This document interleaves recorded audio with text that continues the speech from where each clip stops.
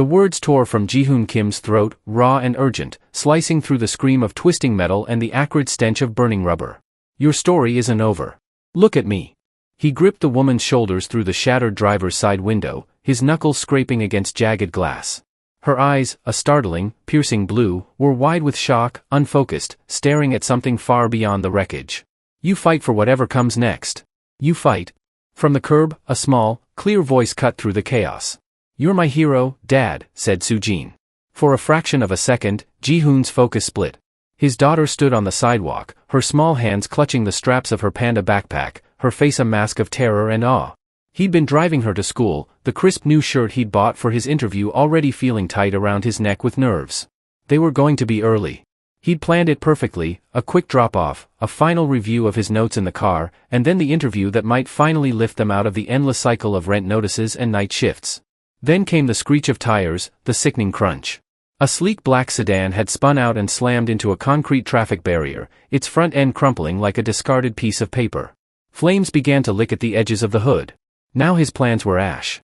The interview, the quiet moment of preparation, all incinerated in the heat rolling off the wreck. The woman in the driver's seat stared blankly, a single perfect cut bleeding a line down her temple. She wore a tailored suit, the kind of fabric that cost more than Ji-hoon's monthly grocery bill. Please, just go, she whispered, her words barely audible. It's going to. Not without you, he grunted, pulling at the jammed door. The metal groaned but didn't budge. Smoke, thick and black, poured from under the hood. Other drivers had stopped, but no one moved closer. Phones were out, small black rectangles held up like shields, capturing the disaster from a safe distance. Ji-hoon abandoned the door and reached back through the window. Unbuckle your belt. She didn't move. He leaned further in, the heat scorching his face, fumbling for the release buckle. It clicked free. Okay, now you have to help me. I'm going to pull. You push with your feet. Can you do that? His voice, steady and commanding, seemed to finally penetrate her shock. She blinked, her gaze slowly focusing on his face. She nodded, a tiny, almost imperceptible movement. Good. On 3, he commanded, wrapping his arms around her torso, ignoring the sharp pain as a shard of glass dug into his forearm. 1, 2, 3. He heaved backward with everything he had, a lifetime of lifting, carrying, and fixing coiled into one desperate motion. She pushed, a weak but determined effort. For a heart-stopping moment, nothing happened. Then, with a final wrenching tear of metal and fabric, she came free. Ji-hoon stumbled back, pulling her with him, their bodies collapsing onto the asphalt just as a loud whoosh erupted from the car. The flames surged, engulfing the cabin in a wave of orange and black. He scrambled away, dragging the woman with him until they were a safe distance away. He helped her sit up, her body trembling. Are you okay? Are you hurt anywhere else? He asked, his own breath coming in ragged gasps. She just stared at the burning car, her hand touching the cut on her temple as if just realizing it was there. You saved me. Anyone would have, he said, though he knew it wasn't true. He'd seen the faces in the other cars, the passive observers. He glanced back at Soo-jin, who was now being shielded by a woman who'd gotten out of her minivan. Soo-jin's eyes were locked on him, shining with a fierce pride that made his chest ache. Paramedics swarmed the scene, descending on the woman, wrapping her in a blanket, checking her pupils, speaking in calm, professional tones. Ji-hoon stood, brushing himself off. His new shirt was torn and smeared with soot. A deep gash on his arm bled freely. The interview was at 9 o'clock. It was 8:47. There was no way. As the paramedics guided the woman toward the ambulance, she looked back at him, her expression a mixture of confusion and gratitude. Wait, who are you? Your uniform, are you a firefighter? He looked down at his ruined clothes. No, I'm just a guy who was passing by. Before she could ask another question, they had her in the ambulance. He watched the doors close, the sirens blare, and the vehicle pull away, disappearing into the flow of traffic. The one shot he'd had at a different life was gone, traded for a stranger's. He walked back to the curb where Soo-jin was waiting, her face pale. She threw her arms around his waist. You were so brave, Dad. He hugged her tight, burying his face in her hair. You okay, kiddo? I was scared, she admitted in a small voice. But I knew you'd save her. He looked down at his torn sleeve, the blood soaking through the fabric. He'd have to get it cleaned, stitched up. The cost flickered through his mind, another unexpected expense on a pile of them. The missed interview felt like a phantom limb, an ache for something he'd almost had. Come on, he said, forcing a smile. Let's get you to school. You're going to be late. What about your job interview? She asked, looking up at him with worried eyes. He squeezed her shoulder, the lie tasting like ash in his mouth. We'll reschedule. He knew he wouldn't. Jobs like that, head of maintenance at a top-tier tech firm, with benefits, with a real future, didn't come around twice. You got one shot, and his had just gone up in smoke on the side of the freeway. As they walked back to his beat-up sedan, parked a block away from the wreckage, he didn't know that the videos were already spreading, uploaded from a dozen different angles, tagged with #FreewayHero and #BurningCarRescue. He didn't know that in a hospital room across the city, the woman with the piercing blue eyes was asking everyone who would listen if they'd found the man who pulled her from the fire. And he certainly didn't know that her name was Mei-Ling Chen, and the job he had just missed was at her company. All he knew was the familiar weight of disappointment and the small, warm hand of his daughter, holding onto his as if he were the strongest man in the world. 2 days later, the name Mei-Ling Chen meant nothing to Ji-hoon Kim. It was just a name printed on the letterhead of the overdue notices that seemed to multiply on his kitchen counter. He worked for Chen Logistics, but only in the way a barnacle clings to a whale, a tiny, insignificant organism on the underside of a giant. He pushed a broom through its cavernous warehouses on the night shift, and a check with its logo appeared in his bank account every other Friday. The whale never noticed the barnacle. His apartment was quiet, except for the hum of the old refrigerator and the scratching of Soo-Jin's colored pencils at the kitchen table. He sat under the single bare bulb, carefully pulling a needle and thread through the gash on his forearm. A doctor's visit was $100. A bottle of antiseptic and a sewing kit from the dollar store was $5. The math was simple. Brutal. Does it hurt? Soo-Jin asked, without looking up from her drawing. Only when I think about it, he said, tying off the last stitch with a grimace. She pushed her masterpiece across the table. It was a drawing of him, rendered in bold crayon strokes, wearing a cape and flying through the air, pulling a stick-figure woman from a car shaped like a red scribble of fire. This is for your new office, she said matter-of-factly. His chest tightened. What new office, kiddo?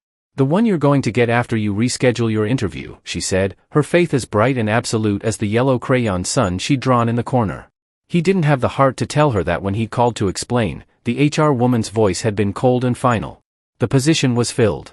He was just a no-show, an unreliable candidate. An act of heroism didn't fit on a resume. He taped the drawing to the refrigerator door, next to a final demand from the electric company. It's the best one yet, he said, his voice thick. Across the city, in a penthouse office that seemed to float in the sky, Mei-Ling Chen watched the same act of heroism for the 10th time. The video, shaky and pixelated, played on a massive screen that took up an entire wall. Your story is not over. Look at me. The voice on the recording was distorted, but the raw power of it hit her every time. It was the only thing that had cut through the fog of the crash. She'd spent her life building an empire on the principle that emotion was a liability.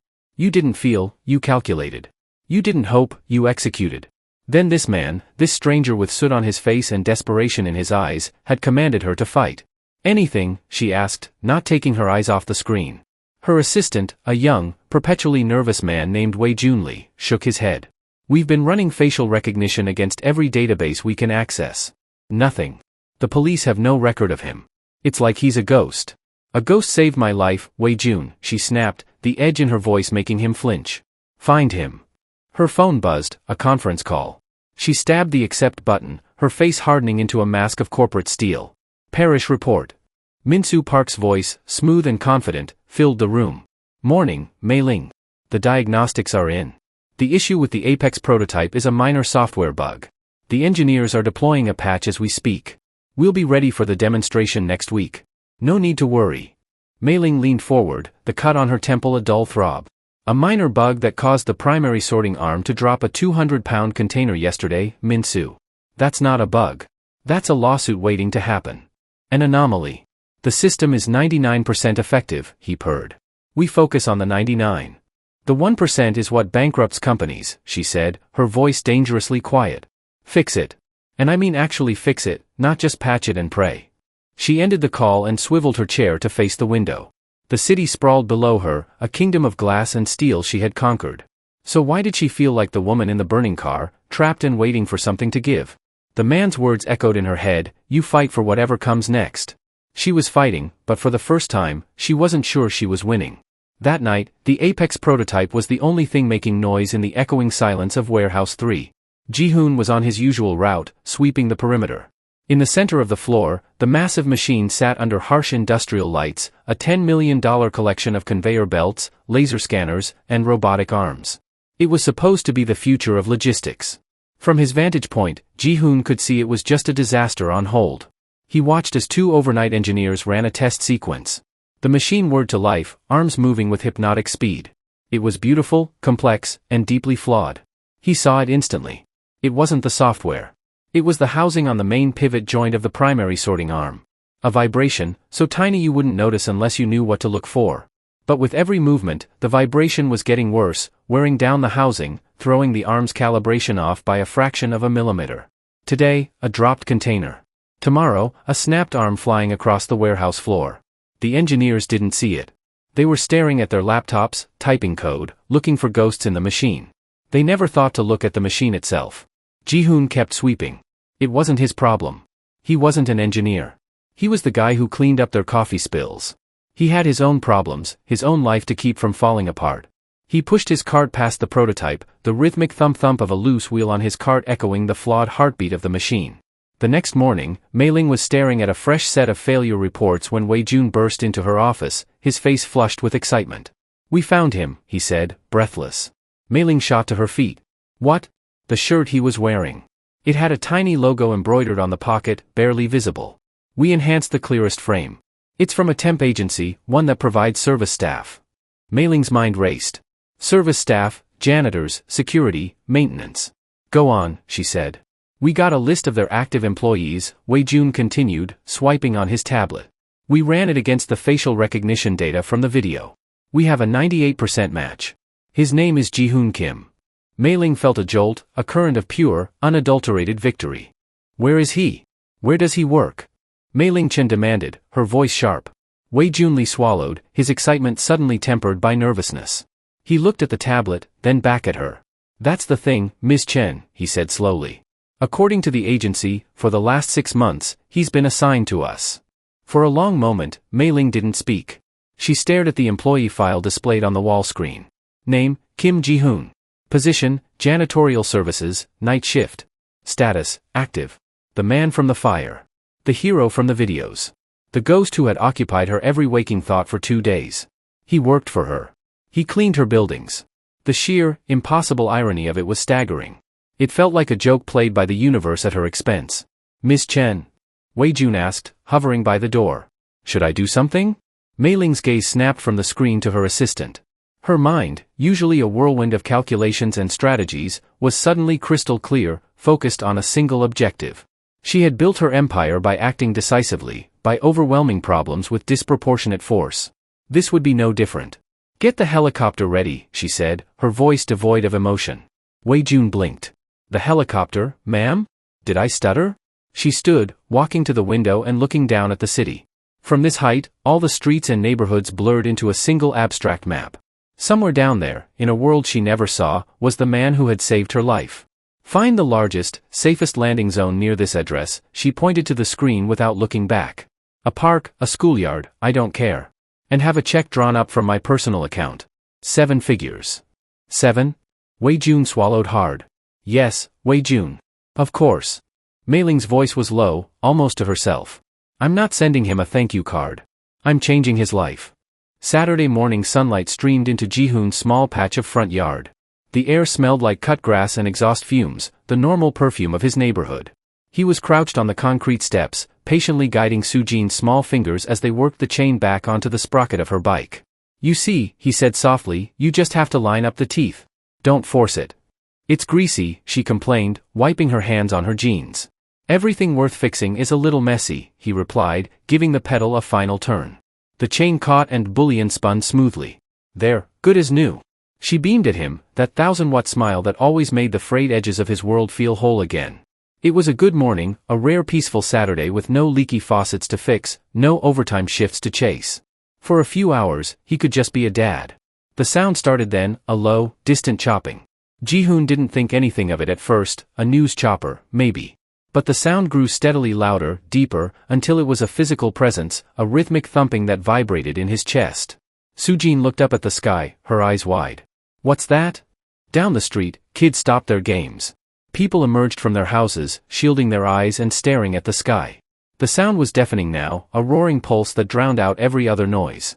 Then it appeared, descending from the clear blue sky like some predatory bird, a sleek black helicopter with the familiar sharp-angled logo of Chen Logistics emblazoned on its side. It wasn't heading for downtown. It was heading for them. "Dad," Sujin's voice was a mix of fear and wonder. Ji-hoon pulled her close, his body instinctively shielding hers as the helicopter began its descent toward the small, patchy park at the end of their block. The rotor wash hit them like a hurricane, blasting dust and leaves in every direction, whipping his hair across his face. He held Sujin tight, his heart pounding a rhythm that matched the beat of the blades. This didn't happen in his neighborhood. Machines like that belonged to the world on the other side of the freeway, the one with skylines and penthouses. The helicopter settled onto the grass with impossible grace. The roar softened to a whine. The side door slid open, and she stepped out. The woman from the fire. She wasn't wearing a blood-stained suit now. She was dressed in sharp dark trousers and a silk blouse, her hair pulled back severely, the cut on her temple covered by a discreet bandage. She looked powerful, untouchable, like she was carved from different stone than everyone else on this street. Her piercing blue eyes scanned the small crowd of bewildered neighbors until they found him. She started walking toward him, her heels sinking slightly into the soft turf of the park. The crowd parted for her as if by an invisible force. She stopped a few feet away from his front steps. "Kim Ji-hoon?" she asked. Her voice was exactly as he remembered, crisp, commanding. He could only nod, his throat suddenly dry. Sujin peeked out from behind his legs. "It's the lady from the burning car," she whispered loudly. Mei Ling's gaze softened for the barest fraction of a second as she looked at Sujin, but her attention returned to Ji-hoon. She extended her hand. In it was a thick, cream-colored envelope. "I believe this belongs to you," she said. "My name is Mei Ling Chen. You saved my life. This is a token of my gratitude. It's enough that you and your daughter will never have to worry about anything again." The whole street was silent, watching. Ji-hoon looked at the envelope, then back at her face. He could see the certainty in her eyes, the supreme confidence of someone who believed any problem could be solved by writing a check. He thought of the interview he'd missed, the hole in his finances, the drawing on his fridge. He thought of his daughter's proud eyes. He gently shook his head.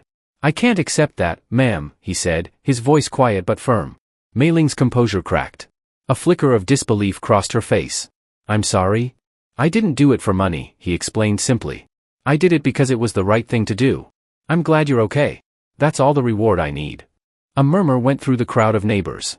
Mei Ling stared at him, truly speechless for the first time in her adult life. This response wasn't in any of her calculations. People didn't just turn down millions of dollars. It wasn't logical.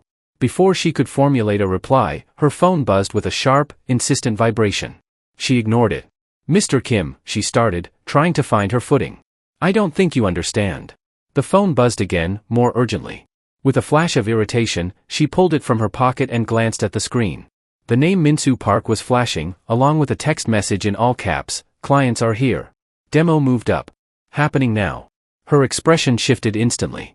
The shocked benefactor vanished, replaced by the ruthless CEO. The crisis she had put on hold had just crashed back into her reality. She looked from her phone to Ji-hoon, 100 questions warring in her eyes. There was no time. "I have to go," she said abruptly, her words clipped, "all business." Without another word, Mei Ling Chen turned her back on Ji-hoon Kim and strode toward the waiting helicopter. The door slid shut, the rotor spun back to a deafening roar, and the sleek black machine lifted off the ground. It climbed into the sky and banked toward the city, leaving Ji-hoon, Sujin, and the entire neighborhood standing in a cloud of dust and stunned silence, the thick envelope still in Mei Ling's hand. The flight back to the city was a blur of noise and motion that Mei Ling barely registered. She stared unseeing at the sprawling metropolis below, her mind stuck on a quiet working-class street, replaying a conversation that defied all logic. He had said no. No one said no to Mei Ling Chen. More importantly, no one said no to $2 million. It was a statistical impossibility.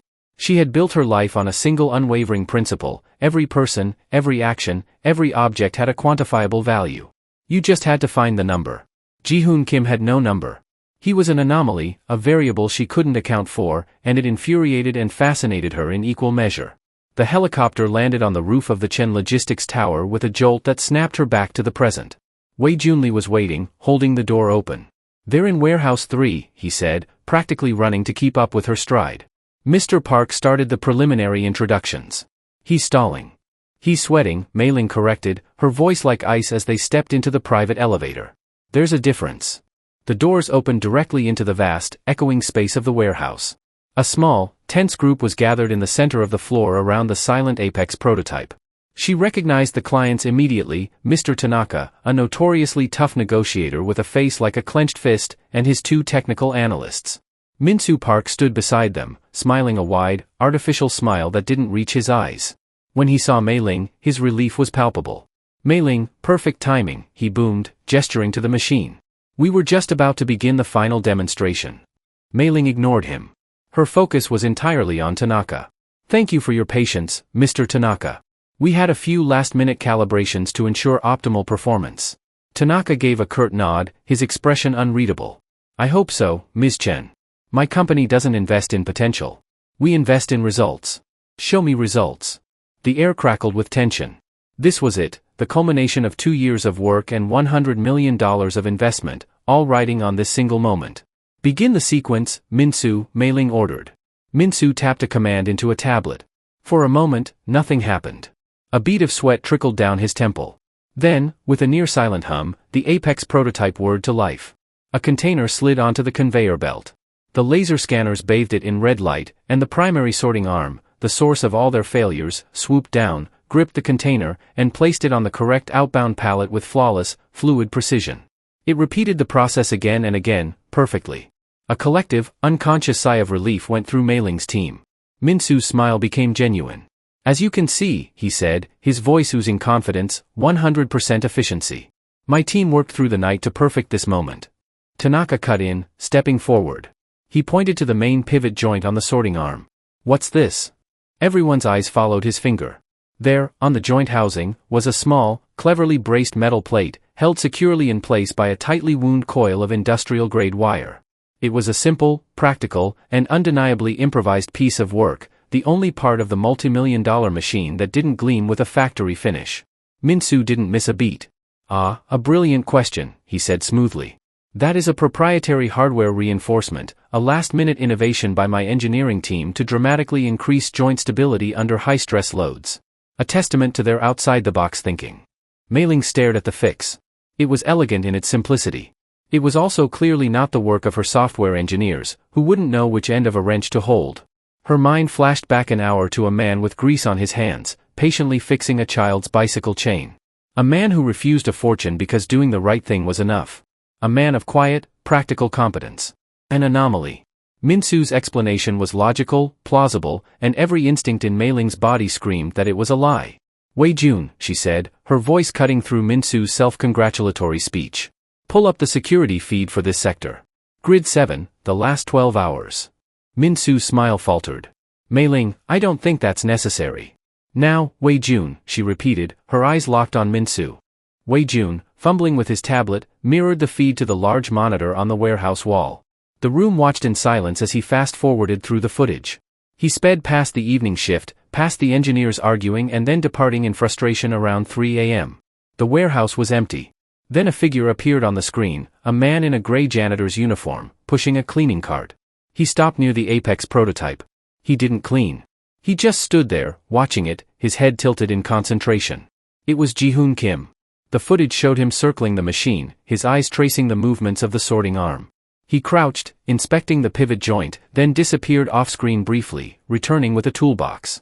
With calm, deliberate movements, he fashioned the metal plate, secured it with wire, and tested the arm's motion. The vibration was gone. He packed up his tools, resumed sweeping, and left the frame as if nothing had happened. The room was silent. Tanaka raised an eyebrow. Your engineering team, Mr. Park? Min-soo's face flushed, his mouth opening and closing without sound. Mei Ling's eyes never left the screen. Wei Jun, find Mr. Kim. Now. I want him in my office by the end of the day. She turned to Tanaka, her voice steady but burning with resolve. Mr. Tanaka, you want results. That man, she pointed at the frozen image of Ji-hoon, is the reason you're seeing them. He's not an engineer. He's not even on my payroll as anything more than a janitor. But he saw what no one else did and fixed it, without being asked, without expecting reward. That's the kind of competence my company values.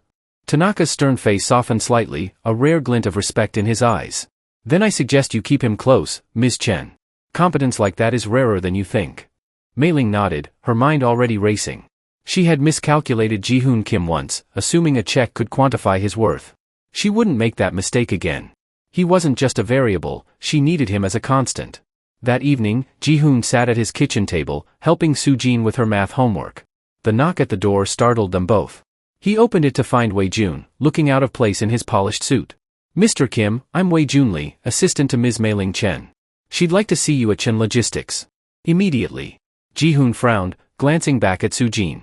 "It's late. Can this wait?" "No, sir." She was very clear. "We've arranged for a neighbor to watch your daughter. A car is waiting." Reluctantly, Ji-hoon agreed, kissing Soo-jin on the forehead and promising to be back soon.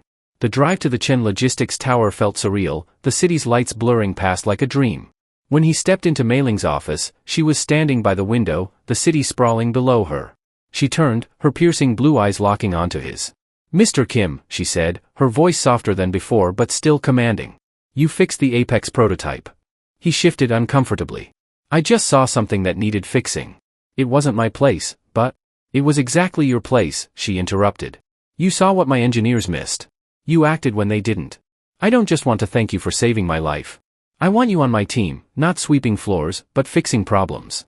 Head of maintenance, with a team under you. Full benefits, a salary that matches your worth, and a future for you and your daughter." Ji-hoon stared at her, the weight of her words sinking in. It was the job he'd missed, the one he thought was gone forever. "I'm not a manager," he said quietly. "I'm just—" "You're the man who saved my company twice in 1 week," she cut in.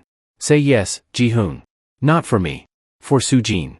He thought of his daughter's drawing, the crayon cape, the proud eyes. He thought of the endless notices on his counter, the stitched-up arm, the life he wanted for her. Slowly, he nodded. "Okay. Yes." Mei-ling extended her hand, this time not with an envelope but with a contract. "Welcome to Chen Logistics, Mr. Kim. Let's build something that doesn't need fixing." As he signed, Ji-hoon felt the familiar weight of disappointment lift, replaced by something new, hope, fragile but real, for a future where he could be more than a hero in a crayon drawing. The warehouse fell silent, the only sound the faint hum of the perfectly functioning Apex prototype. On the screen, Ji-hoon Kim walked over to the machine, placing a hand on the pivot joint housing, closing his eyes as if listening to it. He glanced around the empty warehouse, then reached into his cart and pulled out a small metal plate, a discarded piece of scrap, and a coil of wire. With the calm, efficient movements of a master craftsman, he fashioned the brace and secured it to the housing, tightening the wire with a distinctive interlocking knot. He tested the arm's movement by hand, gave a small, satisfied nod, and then picked up his broom and continued his rounds, disappearing off-screen. Mr. Tanaka slowly turned his head from the screen to Minsu Park, whose face had gone chalk-white. He then looked at Mei-ling Chen, a newfound respect dawning in his eyes. "Ms. Chen," Tanaka said, a slow smile spreading across his face, "it seems your company's talent runs deeper than you let on. Let's talk numbers." Mei-ling didn't even look at him. Her gaze was fixed on Minsu, and the ice in her eyes was cold enough to burn. She didn't raise her voice, she didn't have to. The silence in the warehouse was a weapon, and she wielded it with surgical precision. "Get out," she said. The two words were quiet but echoed in the cavernous space like a gunshot. Minsu's face, already pale, flushed a blotchy red. "Mei-ling, listen. It was a high-pressure situation. I was simply articulating the value my team brings." "Your team didn't do that," Mei-ling said, gesturing to the security footage still frozen on the monitor, the image of Ji-hoon Kim calmly saving their collective future. "He did. The man you and your Ivy League engineers overlooked. The man you would have let take the fall if this machine had failed. You didn't just lie to a client, Minsu. You lied to me. You are the 1% liability I can no longer afford. Security will escort you from the building. Your access has already been revoked." She turned her back on him before he could respond, a final, brutal dismissal. Her attention shifted to Mr. Tanaka, who was watching the exchange with a look of shrewd appraisal. "My apologies for the internal housekeeping, Mr. Tanaka," Mei-ling said. Tanaka chuckled, a dry, rasping sound. "Don't apologize, Ms. Chen. That was the most impressive part of the demonstration. Any company can build a machine. It takes a leader to build a culture of integrity. We have a deal." He extended his hand. "Send the contract over, and when you do, give my compliments to Mr. Kim." As they shook hands, Mei-ling felt a sense of victory, but it was hollow. The contract was won, the traitor vanquished, but the real issue remained. The ghost from the fire now had a name and a face, and his shadow loomed over her entire company. She turned to Wei-jun, "Find Ji-hoon Kim. I need to see him now." Wei-jun looked down at his tablet, his brow furrowed. "That's a problem, Ms. Chen. According to his file, Saturday is his scheduled day off. He's not on company property." Of course, he wasn't. He was at home or on his front stoop, fixing a bicycle.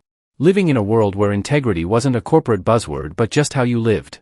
The thought of descending on him again in a helicopter felt obscene. That was a gesture for a nameless hero. This required something else entirely. "Get me the keys to one of the fleet cars," she said.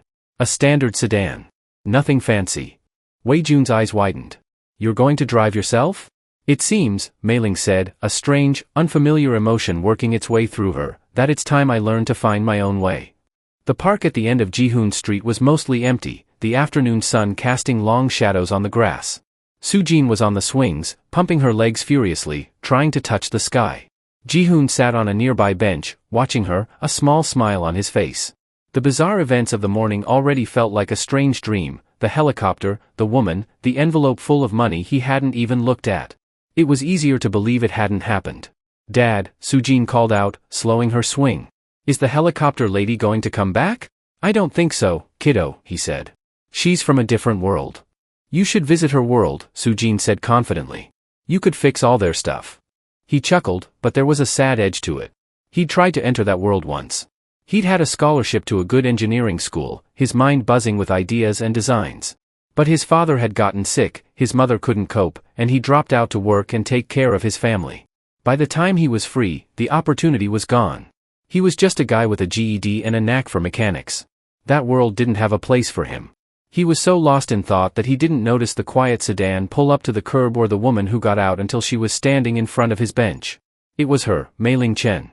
This time, she wasn't flanked by assistants or rotor blades. She was just a woman in a simple dress, looking profoundly out of place and entirely determined.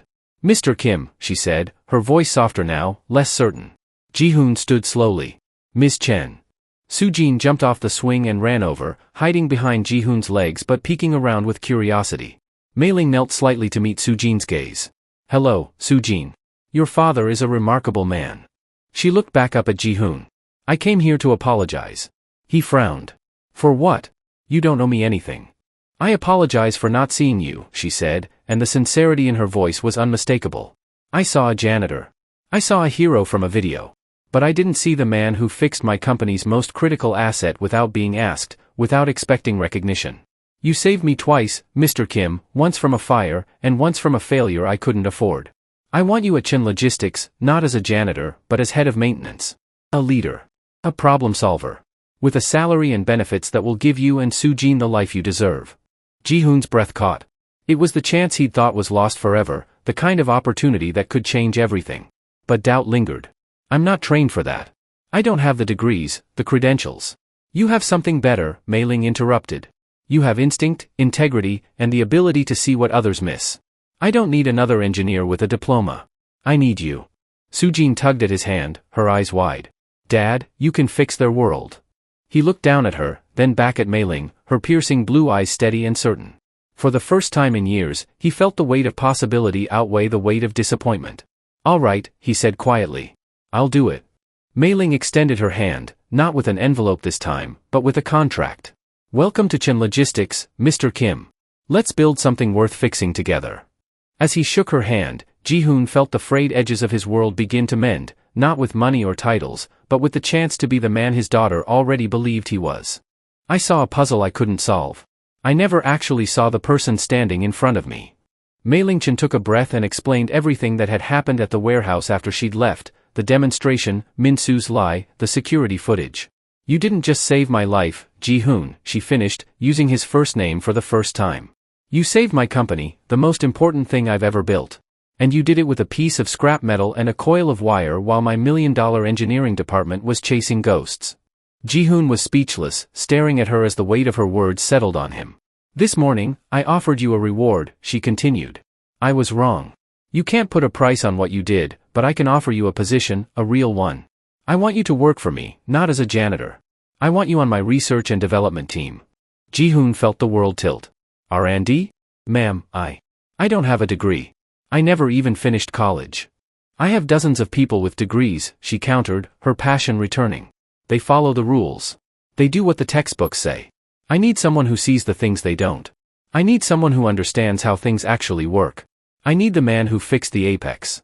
He shook his head, the old insecurities rising like a wall. "I'm not qualified. Dad, yes, you are, Sujin piped up, tired of being silent. She tugged a worn, spiral-bound notebook from her backpack and thrust it at Mei Ling. Look. Mei Ling took the notebook, her brow furrowed in confusion. She opened it. The pages were filled with intricate, detailed drawings, not crayon sketches of heroes, but technical designs. A more efficient gear system for a bicycle. A self-watering planter made from recycled bottles. A complex schematic for a small wind-powered generator. Each drawing was annotated with precise, handwritten notes. They were brilliant. Mei Ling looked up from the notebook, her eyes wide with astonishment, first at Ji-hoon, then at Sujin. He has a whole box of these at home, Sujin said proudly. He's not a janitor. He's an inventor. Mei Ling looked at Ji-hoon, holding the notebook as if it were a sacred text. The offer hung in the air between them, no longer just a job, but a question about who he was and who he was willing to become. The world that had shut its doors on him long ago was now holding one wide open, asking him to step inside. All he had to do was find the courage to walk through it. For a long time, Ji-hoon just stood there, caught between his daughter's fierce, unwavering belief and the impossible reality of Mei Ling Chen holding his secret life in her hands. The notebook contained years of quiet frustration, brilliant ideas with nowhere to go, sketched out in the lonely hours after his shift. To see them exposed in the broad daylight felt like having his soul read aloud. I don't know what to say, he finally managed, the words feeling heavy and inadequate. Mei Ling closed the notebook gently and handed it back to him as if it were precious. Her eyes, which had been full of surprise, were now settled into a calm, resolute certainty. You don't have to say anything, she said. Your work already has. The R&D lab is on the 45th floor. Orientation is Monday at 9 a.m. My assistant will send you the details. There will be an advance in your account by the end of the day for whatever you need to get started. She understood he couldn't walk into her world in his current clothes. He looked down at his worn jeans, at his hands with their calluses and faint scars. People like me don't work on the 45th floor, Ms. Chen. You do now, she said simply. Then she smiled, a real, unguarded smile that changed her entire face. And please, call me Mei Ling. Monday morning felt like a dream. Ji-hoon stood in front of the gleaming glass tower of Chen Logistics, a place he had entered through the rear service bay hundreds of times. Today, he was walking through the front door. He wore a new button-down shirt that felt stiff and foreign and carried a leather satchel instead of a mop bucket. He took the elevator up, each number that lit up feeling like another step into a thinner atmosphere. When the doors opened on the 45th floor, he stepped out into a world of controlled chaos. White boards were covered in complex equations.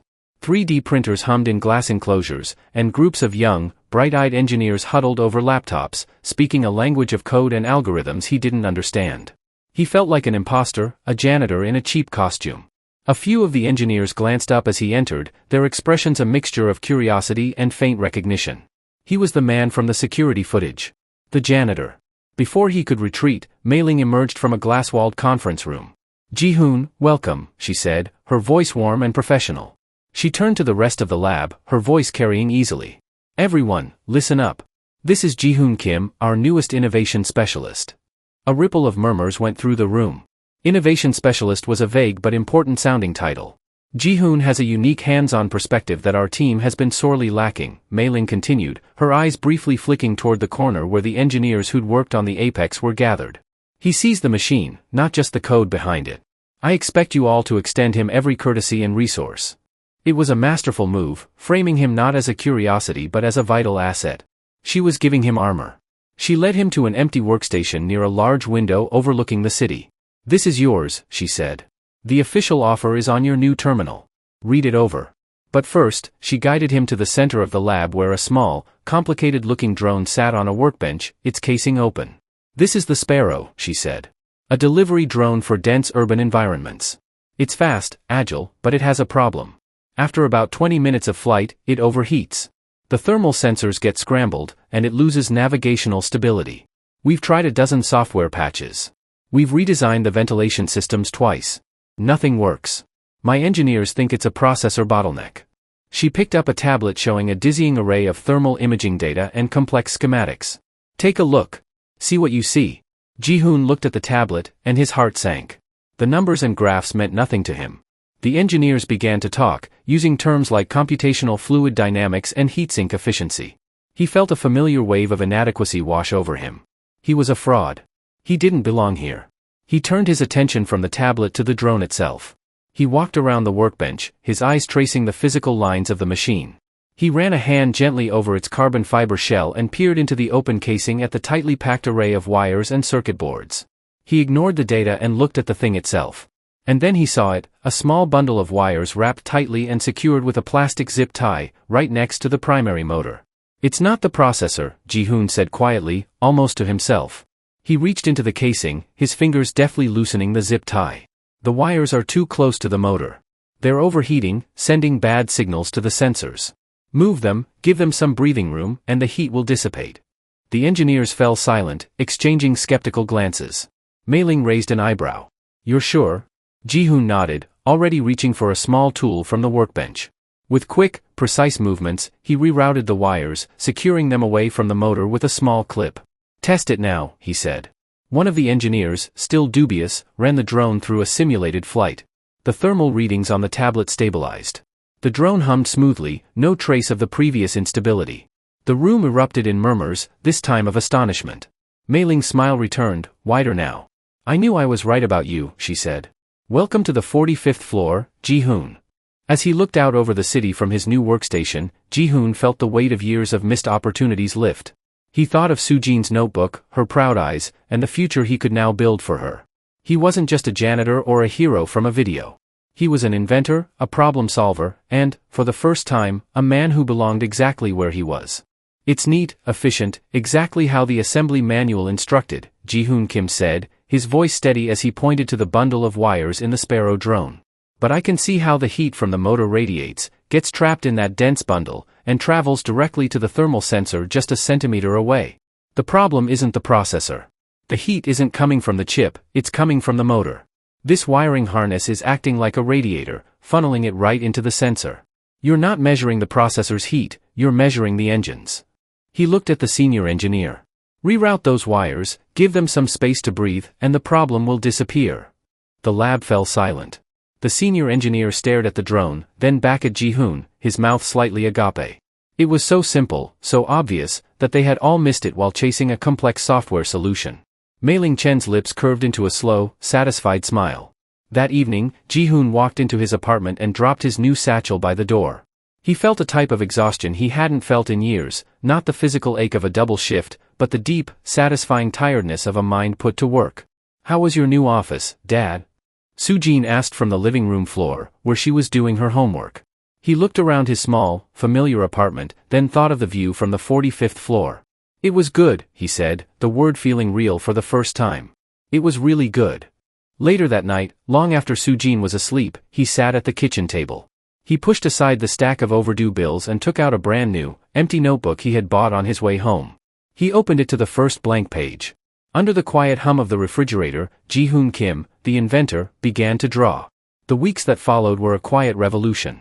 The Sparrow drone, its wires rerouted as Ji-hoon had suggested, flew flawlessly. The overheating problem vanished. The engineering team, after a period of stunned silence, began to treat him differently. The initial skepticism was replaced by grudging respect, which slowly blossomed into genuine curiosity. They learned that Ji-hoon had a name for the phenomenon he'd spotted, thermal channeling. It wasn't a term from any textbook, it was his own. He started attending project meetings, initially just listening from the back of the room. But when a discussion about a new automated lift system got bogged down in arguments over hydraulic pressure versus magnetic levitation, Ji-hoon would quietly sketch something on a notepad, slide it across the table, and ask, "Have you thought about a counterweight system using the building's own gravitational energy?" He didn't just solve problems, he reframed them. Mei-ling watched it all from a distance. She saw the way the other engineers would now pause before finalizing a design, glancing toward Ji-hoon's workstation to see if he would nod or frown. He never gloated. He never once said, "I told you so." He just shared his insights with a quiet humility that was more powerful than any boast. Their own interactions changed, too. They were no longer the CEO and the janitor, or the benefactor and the project. They were colleagues. He would bring his notebooks to her office, and they would sit for hours, not as boss and employee, but as two inventors geeking out over a shared passion. She would talk about market scalability and patent law, he would talk about gear ratios and stress tolerances. She was teaching him her world, and he was reminding her of the nuts and bolts that held it together. One afternoon, as they were wrapping up a meeting, she hesitated at the door. My company is hosting its annual family day at the Botanical Gardens this Saturday, she said, the words sounding slightly formal, as if she were testing their weight. It's for all employees and their children. I know it's short notice, but I was hoping you and Sujin would come. Ji-hoon was surprised. He'd seen the flyers for the event, a lavish affair with catered food, pony rides, and live music. It was a day for the corporate elite to relax with their families. Oh, I don't know, he started. That seems more for the executive level. You're on my executive R&D team now, Ji-hoon, she countered gently. Besides, I've heard a certain 10-year-old is an expert on botanical illustration. I might need a consultant. Her smile was genuine, and it disarmed him completely. Okay, he said, a slow grin spreading across his face. We'll be there. The Botanical Gardens on Saturday were a sea of polo shirts and sundresses. The air was filled with the sounds of polite laughter and the clinking of glasses. Ji-hoon felt the familiar sense of being an imposter creep back in as he saw the other families, the men in their expensive casual wear, the women with their perfectly styled hair, their children in matching outfits. He and Sujin, in their simple jeans and t-shirts, felt like they had wandered into the wrong party. Wow, Sujin whispered, her eyes wide as she took in the massive bouncy castle shaped like a dragon. This is fancier than the state fair. Before Ji-hoon could feel too out of place, Mei-ling appeared at their side. She had traded her power suit for a simple linen dress, and her hair was down, falling softly around her shoulders. She looked relaxed. Ji-hoon, Sujin, I'm so glad you came, she said, her eyes lighting up when she saw Sujin. Sujin, I have a very important mission for you. The pastry chef has created a new dessert, but he needs a professional opinion. Are you up for the task? Sujin gasped. A professional? The highest, Mei-ling said with a mock-serious expression. Sujin saluted and darted off toward the dessert table, leaving Ji-hoon and Mei-ling standing together. Thank you for that, he said. She was feeling a little intimidated. So was I, Mei-ling admitted quietly, surprising him. I'm not good at this, the small talk, the pretending to be relaxed. She looked around at the crowd. I feel more at home in a boardroom. Well, he said softly, for what it's worth, I think you're doing great. They spent the next hour walking through the gardens, Sujin occasionally running back to deliver solemn reports on the quality of the miniature cheesecakes. They were talking near the rose garden when a man from the marketing department approached with his wife. Ji-hoon, good to see you moving up in the world, the man said with a little too much cheer. His wife looked Ji-hoon up and down, her smile thin and painted on. Mei-ling's expression cooled slightly, but her voice remained warm. Mr. Lee, Mrs. Lee, I see you've met Ji-hoon Kim, our new innovation specialist. He's the reason our Sparrow drone is now the industry standard for urban delivery. The man's cheer faltered, and his wife's smile became more genuine, tinged with surprise. Oh, I heard about that, she said. That was you? Ji-hoon nodded, uncomfortable with the attention. Just doing my job. Mei-ling placed a hand on his shoulder, a subtle but firm gesture of support. He's being modest. Ji-hoon's insights are reshaping how we approach engineering at Chen Logistics. The couple nodded, clearly reassessing him, and made polite excuses to move on. As they walked away, Ji-hoon looked at Mei-ling. You didn't have to do that. Yes, I did, she said firmly. You belong here, Ji-hoon. Not just on the 45th floor, but in this world. And I'm going to make sure everyone knows it. Sujin ran back, her face smeared with chocolate. Dad, Ms. Chen, the cheesecakes are amazing. But I think they need more sprinkles. Mei-ling laughed, a sound Ji-hoon hadn't heard before, light, unguarded. Sprinkles, noted. You're hired, Sujin. As the day wound down, Ji-hoon watched Sujin chase fireflies in the fading light, her laughter mingling with the music. Mei-ling stood beside him, her presence steady and sure. For the first time, Ji-hoon didn't feel like an imposter. He felt like a man who had found his place, not just in a company, but in a world that was finally ready to see him for who he was. Ji-hoon Kim, the woman said, recognition dawning in her eyes. Of course, you're the janitor from the video. My husband told me all about your sudden promotion. It's just amazing what a little good press can do for a career these days, isn't it? The comment hung in the air, dripping with condescension. Ji-hoon felt his face flush. The familiar shame, the feeling of being judged by his past, tightened in his chest. He didn't have to say a word. Mei-ling Chen stepped forward slightly, her relaxed demeanor vanishing, replaced by a cool, quiet authority. You're mistaken, Mrs. Park, Mei-ling said, her voice pleasant but edged with steel. The press didn't get Ji-hoon his job. His talent did. The Sparrow drone your husband's department is about to build a multi-million-dollar campaign around? It flies because of Ji-hoon. His results are the reason your husband is getting his quarterly bonus. She smiled, mirroring the thin, painted-on smile the woman had given Ji-hoon. It's just amazing what actual competence can do for a company, isn't it? Mrs. Park's face went pale, then red. She stammered an apology and quickly dragged her husband away. Ji-hoon looked at Mei-ling, his throat tight with emotion. She had defended him, not as a boss defending an employee, but as a friend. You didn't have to do that, he said. Yes, she replied, her eyes meeting his, I did. They stood in silence for a moment, the sound of the party fading into the background. The line between the 45th floor and the front stoop in his neighborhood had just dissolved completely. Later, as the sun began to set, casting a golden glow over the gardens, they found Soo-jin sitting on a bench with her sketchbook, deeply focused. Mei-ling sat down beside her. What are you drawing? She asked softly.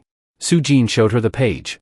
It was a sketch of the rose garden, but in the middle of it, she had drawn two figures standing side by side, talking, her dad and Mei-ling. My dad says some things are messy before they get fixed, Soo-jin said, not looking up from her drawing. I think you were messy. Mei-ling blinked, taken aback. Was I? Soo-jin finally looked up, her gaze direct and profoundly serious. You were lonely, she said. Are you fixed now? Mei-ling stared at the little girl, then at Ji-hoon, who was watching them with a gentle smile.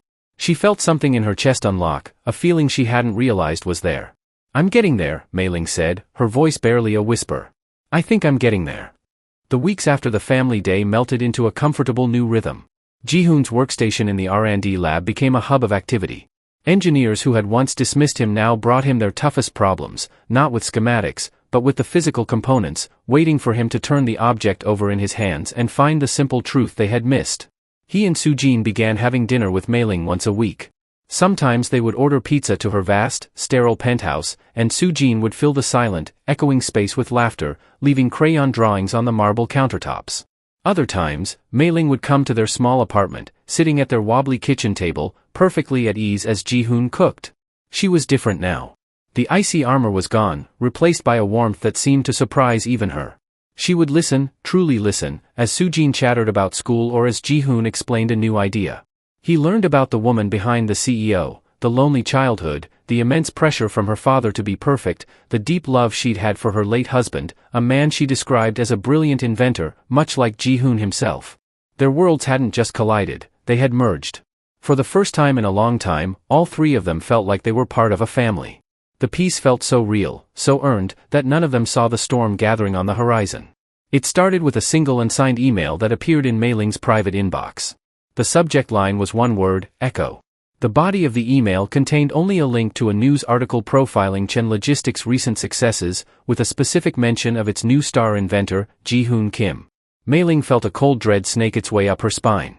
Echo was the name of her husband's final project, the one that had been stolen. Only one other person on Earth knew that name, Kang Woo-shin, her husband's former business partner, the man who had betrayed him, stolen his work, and built an empire upon his grave.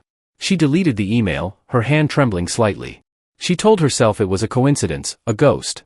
But a week later, there was a security breach in the R&D lab. Nothing was taken.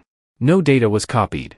But the logs showed that someone had accessed the primary files for Ji-hoon's newest project, a revolutionary gyroscopic navigation system for drones based on one of his old notebook sketches. It was a project that promised to make all current GPS-based systems obsolete. Mei-ling's armor began to creep back into place. She became guarded, her laughter less frequent, the old tension returning to her shoulders. Ji-hoon noticed it immediately. The easy camaraderie in their meetings was replaced by a strained formality. She would look at him with a worry in her eyes that he didn't understand. Is everything okay? He asked her one afternoon after she'd shot down one of his ideas with uncharacteristic sharpness. Everything is fine, she replied, her voice clipped. Just some market pressures. Nothing to concern yourself with. He knew she was lying. The threat escalated a few days later. Ji-hoon came home from work to find his apartment door slightly ajar. His heart leaped into his throat as he burst inside, calling Soo-jin's name. She was fine, safe at her after-school program. He checked the apartment. The TV was still there, the laptops, the cash he kept in a coffee jar. Nothing of value had been taken. He was about to call the police when he noticed it. The new notebook, the one he'd been filling with his work for Chen Logistics, was gone from the kitchen table. In its place was a single, perfect black feather. It was Kang Woo-shin's calling card, a symbol he used in his own company's branding. It was a message. Ji-hoon sat at the kitchen table, staring at the feather, his mind racing. He didn't know who Kang Woo-shin was, but the feather felt like a warning, a shadow cast over the life he was building. He called Mei Ling immediately, his voice steady but urgent. Someone was in my apartment. My notebook's gone. There's a black feather where it was. Mei Ling arrived within the hour, her face pale but resolute. She held the feather, her fingers trembling slightly. This is Kong Wu Shin, she said, her voice low. He was my husband's partner. He stole my husband's work, his legacy, and now he's coming for yours. Ji-hoon's jaw tightened. Why me? I'm nobody. You're not nobody, Mei Ling said fiercely. You're the man who's changing the game, just like my husband did. Your gyroscopic navigation system, it's a threat to Shin's empire. He's trying to scare you, to stop you. Ji-hoon looked at her, then at Soo-jin's latest drawing on the fridge, a sketch of him, Mei Ling, and Soo-jin standing together in the rose garden. He's not just threatening me, he said quietly. He's threatening my daughter. Mei Ling's eyes hardened. I won't let that happen. We're going to protect you, Ji-hoon. You and Soo-jin. And we're going to stop him. She pulled out her phone and called Wei Jun. Get me everything we have on Kong Wu Shin's recent activities. I want security doubled at the R&D lab and a detail assigned to Ji-hoon's apartment. Now. As Wei Jun scrambled to comply, Mei Ling turned back to Ji-hoon. We're not just fighting for a project anymore. This is personal. Kong Wu thinks he can intimidate us, steal from us again. He's wrong. We're going to finish what you started, Ji-hoon, and we're going to do it together. Ji-hoon nodded, feeling the weight of her trust and the fire of her determination. For the first time, he saw not just the CEO, but the woman who had fought her way to the top, who had lost everything once and refused to lose again. He thought of Soo-jin, of the future he was building for her, and of the notebook full of ideas that represented his own legacy. All right, he said, his voice steady. Let's fix this. Together, they began to plan, not just to protect his work, but to turn the tables on Kong Wu Shin. The fight was no longer about a single invention, it was about proving that integrity, ingenuity, and courage could outshine even the darkest shadows. That night, Ji-hoon Kim drove to Mei Ling Chen's penthouse. He bypassed the front desk and took the private elevator, his mind racing. When she opened the door, she saw the look on his face and the black feather in his hand, and her carefully constructed walls crumbled. He knows, Ji-hoon said, his voice low and dangerous. Who is he, Mei Ling? And what does he want with me? She led him inside, her face pale. She told him everything, about her late husband, Min Jae, another gentle genius, about his partner, Kong Wu Shin, a man with limitless ambition and no conscience. She explained how Kong Wu had forced Min Jae out of their company, stealing the patent for his Echo project, a revolutionary engine design. 6 months later, Min Jae was dead from what the police ruled a heart attack. And Kong Wu's company, built on that stolen engine, had become a global powerhouse. I've been fighting him for years, she said, her voice choked with grief and rage. In the courts, in the press, but he's always a step ahead. He's untouchable. She looked at the feather in Ji-hoon's hand. Now he's heard about you. He must see your work, your talent, as a threat to the lie he's built his life on. He thinks you're the new Min Jae. Ji-hoon stared at her, the pieces clicking into place. Mei Ling's guardedness, the security breach, the stolen notebook, it wasn't just a job anymore. He and Soo-jin had stumbled into a war they didn't know existed. Mei Ling's past hadn't just caught up with her, it had reached out and wrapped its hands around his future. He's not just trying to steal your ideas, Ji-hoon, Mei Ling whispered, tears tracing paths down her cheeks. He's trying to erase you, to get to me. Ji-hoon looked from her terrified, tear-streaked face to the feather in his hand. He thought of his daughter, sleeping safely in her bed, blissfully unaware of the predator circling their lives. The fear he felt was cold and sharp, but beneath it, something else was kindling, a resolve, a fire Mei Ling had ignited in him on the side of a burning freeway. You fight for whatever comes next.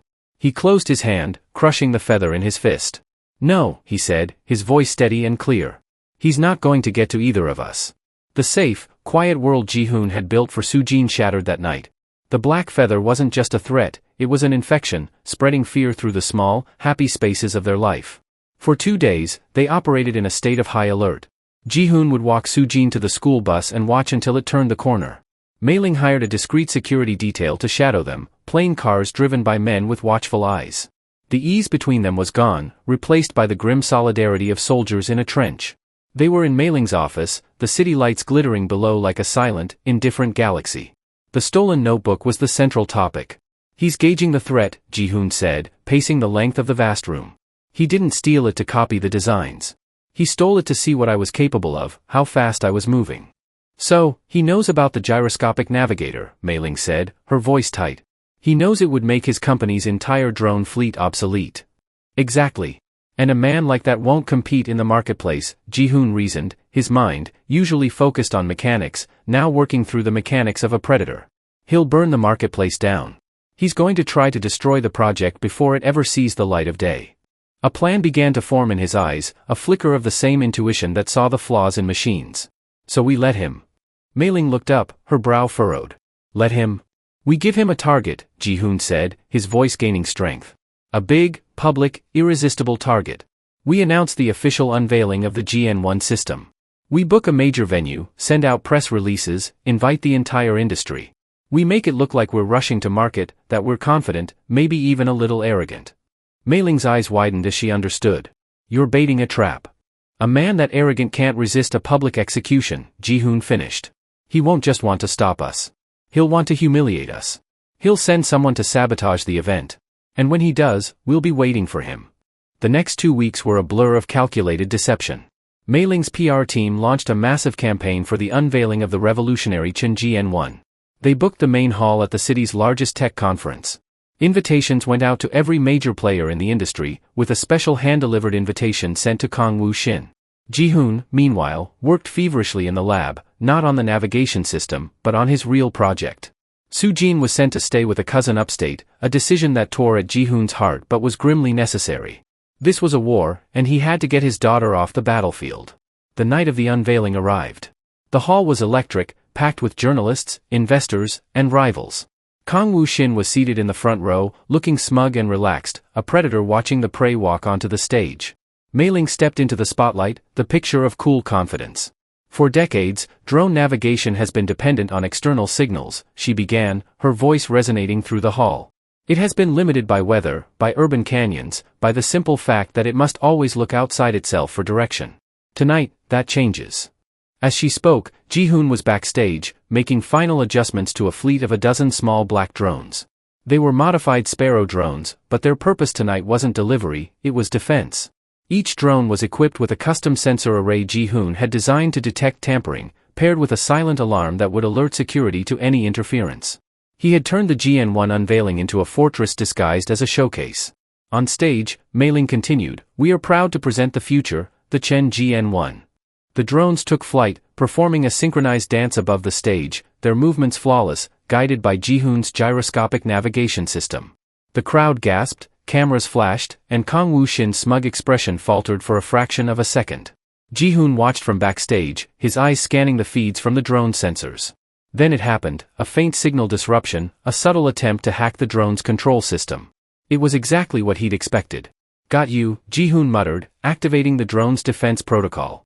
The modified Sparrows locked onto the source of the interference, a device in the audience, traced to a man sitting 3 rows behind Kong Wu. Security moved in swiftly, discreetly escorting the man out as the drones continued their flawless performance. The sabotage attempt had failed before it could even begin. Mei-ling, unaware of the drama unfolding behind the scenes, concluded her speech to thunderous applause. "The Chen GN1 isn't just a product," she said. "It's a new way of thinking, built by a team that sees what others miss." As the crowd erupted, Ji-hoon stepped out from backstage, catching Mei-ling's eye. She gave him a small, triumphant nod.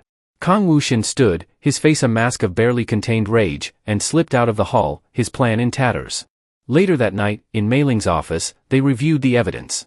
The saboteur had been hired by Kong Wu's company, and the device carried his signature encryption. It wasn't enough to convict him in court, but it was enough to expose him. Mei-ling sent the data to her legal team, who prepared to leak it to the press, ensuring Kong Wu's reputation would take a hit he couldn't dodge. "You did it," Mei-ling said, her voice soft but fierce with gratitude. "You didn't just save the project. You saved us." Ji-hoon shook his head.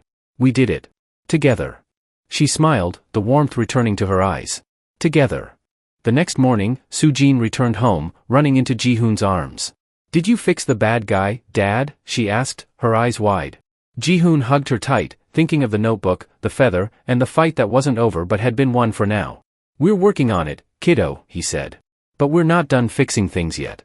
In the weeks that followed, the Chen GN1 became an industry sensation, and Ji-hoon's name was no longer just a footnote in a news article. He was a partner, a visionary, and a man who had fought for his place in a world that tried to erase him.